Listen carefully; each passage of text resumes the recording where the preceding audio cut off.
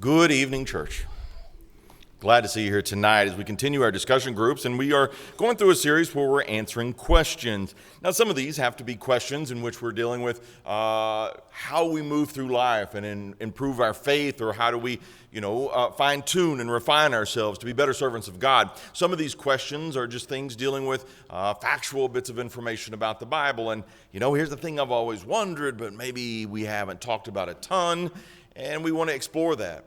The reason we're doing this is because we don't want to leave the impression that we can't ask questions. It's important to ask questions and to search the Bible, but the incredibly important thing is that we look for Bible answers. We live in a world and where plenty of answers are being thrown our way, but if these are not Bible answers about Bible matters, we should be very, very cautious. Tonight's question has to do with angels. And that is certainly true. There's a lot of mythologies that have to do with angels. There's a lot of beliefs that have to do with angels. But if we're going to understand them, and best we possibly can, and we should, as this is a topic that occurs in the Bible, from Genesis to Revelation, we see angels appearing over and over and over again. What's the first angel you remember hearing about? What is the first angel you remember hearing about? I thought about that. I think it's probably Gabriel for me. I'm not sure I would have known Gabriel, but even as a young child, you would have heard the story of the birth of Jesus. That's taught at a pretty early age. And there was that angel that came and appeared to, Mary and Joseph and Zacharias and about the birth of Jesus, the birth of John. And so we knew that there was an idea from an early age that there was some being that wasn't quite human, but was able to speak to humans, was able to know some things, but it was carrying a message from God. And he spoke in a way that the people could understand. And these were powerful messages that were taking place. Even at a young age, you could kind of understand that. Probably the second angel I would remember thinking about, maybe you too, maybe something very different, would be the Garden of Eden. Do you remember at the end of chapter 3 of Genesis, after Adam and Eve were cast out of the garden, God put a cherubim.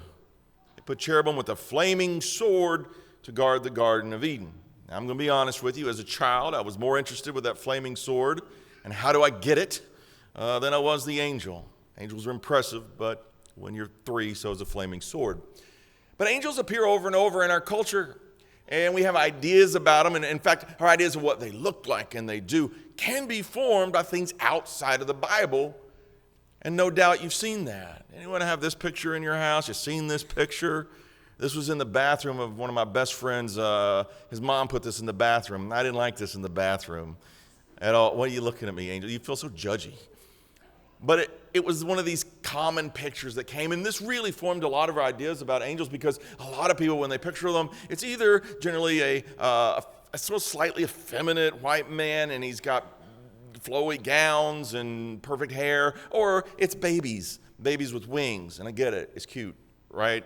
It's kind of a pleasant way of viewing things that we don't understand. And I wonder sometimes if that's why they were presented, to make it a little bit easier to digest. Because when you look through the Bible, and this is where we'll start out, is what do we see angels doing in the Bible? And really, kind of what do they look like overall? There's mighty angels we see in the Bible. There's a very famous image of Michael, the archangel, which tells us that there's some level of position between the angels. He's the one that's given a specific title. And there's only 2 that are actually named, Michael and Gabriel, as far as the Bible's concerned. If you read extra biblical texts like the Apocryphal, you will find that I believe there's 5 other angels that names as well, Uriel, Zuriel, and the rest. If you look at even more extra biblical text, which again, warning, that's not divinely inspired things, so proceed with caution, you will find tales of watchers and other things and beings that exist. But we want to stick with the Bible. And in the Bible, it's not just these beautiful, godly beings. There's also angels that are described in quite a wicked way. Generally, when Michael is depicted as a warrior, he is defeating either a demon or specifically something representing Lucifer himself. And Lucifer certainly has had his depictions in art, and we form various images of him ourselves. But the Bible does describe wicked angels, doesn't it? 2 Peter chapter 2, verse 4, if you look over in there, there is the depiction that there's angels who have sinned and they've been cast down and they are awaiting judgment by God. So they're not perfect beings. And if they can sin, that means they have a standard by which they are held accountable for. And if they sin, then they can choose. They have free will in order to make those decisions. That's pretty telling about an angel. They're not just mindless robots. But there are the faithful ones who have decided to serve God. There's also the curious ones. And I think this is where it gets really interesting. Humans sometimes try to figure out how to communicate about them because they don't always look like humans, do they? We know that the ones that were appearing at the tomb of Jesus probably did in some way, but they also had something fantastic about them, as well as the soldiers that saw them fell down as if they were dead simply at the sight of these beings. They're powerful. But in Isaiah chapter 6, he describes something that looks challenging to the mind. 6 wings fluttering about, and they're crying out this great praise to God in that vision. And we also see something similar in Revelation, and it's a lot to process, but it's not just in those images themselves. We find people softening them up a little bit, but the vision of Ezekiel, chapter 1, as I looked, behold, I'm in verse 4, a stormy wind came out of the north, and a great cloud with brightness around it, and fire flashing forth continually. And in the midst of the fire, as it were gleaming metal, and from the midst of it came the likeness of 4 living creatures. And this was their appearance. They had a human likeness, but each had 4 faces, and each of them had 4 wings.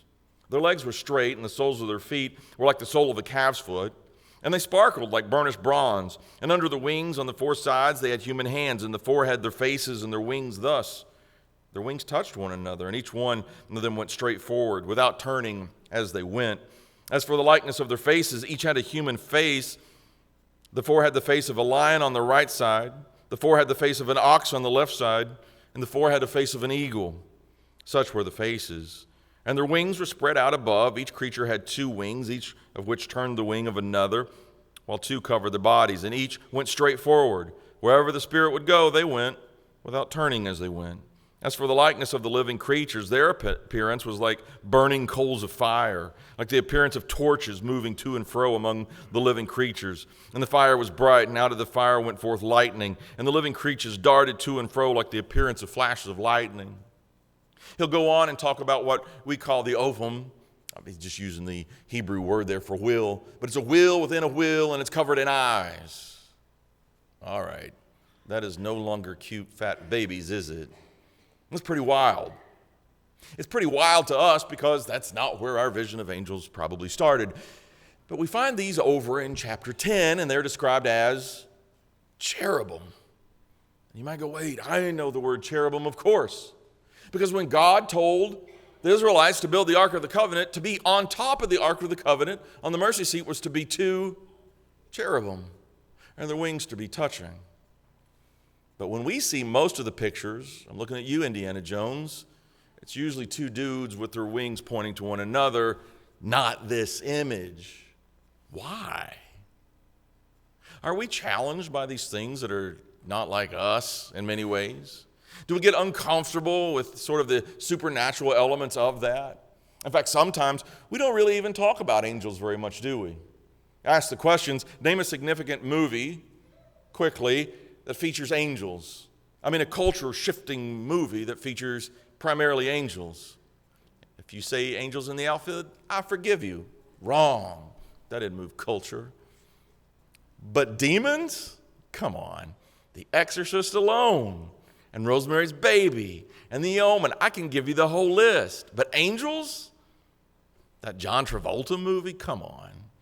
They're usually not there, are they, in culture, unless we go back to those pictures of the babies and things that you have. And even in the church, we don't talk about them as much. Is that reactionary to what culture's done with them? Do they affect our faith in any way, in the way that we live day to day? The writer of the book of Hebrews says some pretty interesting things about angels that would give us consideration. I'm now transitioning into that point that's going to lead to our discussion groups, where we will discuss some of these matters. But in them, he describes them as this: are they not all ministering spirits sent forth to minister For those who will inherit salvation, all right, so they're spiritual, got it. And they have a purpose. We've seen them as messengers. We've seen them as ministering spirits. We know they did that with Jesus. But they're beings that have a purpose in serving God, the good ones. And then there's beings that have rejected God and serve evil purposes. So they've been cast aside. So there's interesting things that are taking place. But even in Hebrews chapter 13, I believe, verse 2, he talks about being mindful of who you entertain, because some may have entertained angels unwittingly. Do not forget to entertain strangers, for by so doing, some have unwittingly entertained angels. And we say, well, he's just saying be kind, and you would treat everyone as if you did an angel. Or maybe there's much more to that. I don't think he's guaranteeing that any of us see angels. I don't think he's saying that at all. But to deny the fact that angels may have purposes that we don't fully understand, fair. Angels were very active after even Jesus ascended into heaven. They did release the apostles from jail on multiple occasions. They did seem to be ministering in several occasions.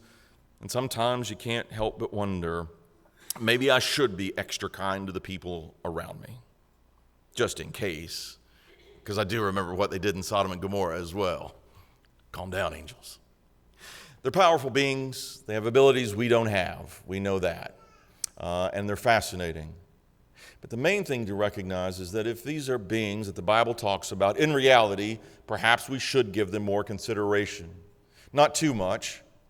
Not too much more than what the Bible says. In Revelation, it does remind us in multiple passages, when John was receiving the vision, he bowed down before the angel and said, no, we are not to be worshiped. That's reserved for God. So there's parameters there that we need to understand. We'll leave the rest of your discussion groups. I hope this has kind of gotten some questions going and some things for you to think about and things to consider. I love that the Bible gives us such challenging things, but I also appreciate in topics like this, we learn to practice that one thing, which is don't go beyond the Bible. We can understand the Bible, and if God's given us information, He's given it for us to learn. We don't have to be scared of it. We shouldn't run from it. We need to understand it as best we possibly can. But we may not go beyond what God said in His Scriptures. We'll conclude now with our invitation. Why? Because your salvation matters. And angels surely were pretty involved in the relationship between God and His people, and even delivering of the commandments of the law of Moses, and even in the time they spent with Jesus, and even the time they spent looking after the apostles, and even the angels that would tell Philip to go to the Ethiopian eunuch. Man, God puts a lot of effort in our salvation, doesn't He? God puts a lot of effort in giving us every opportunity we need to please Him and to serve Him and to obey Him. And He gives us the choice to respond to that. Tonight's no different. We offer the invitation because you have the opportunity to respond to God. You have that right now. In considering your relationship with God, are you faithful as you need to be? Have you been baptized into Christ for the remission of your sins? Have you kept God at the forefront of your life, or have you let things get in the way and He pushes you, you're pushing back, and you're not quite where you know you need to be, but you could be tonight? It's a choice that you can make, and you don't have to make it alone. We're offering the invitation together now so that you can make it together with the church family who wants to lift you up, be there with you, pray for you, and support you in any way that you need. You're never alone in that regard. Tonight, if we can serve you and we can help you, let us know as we stand and as we sing.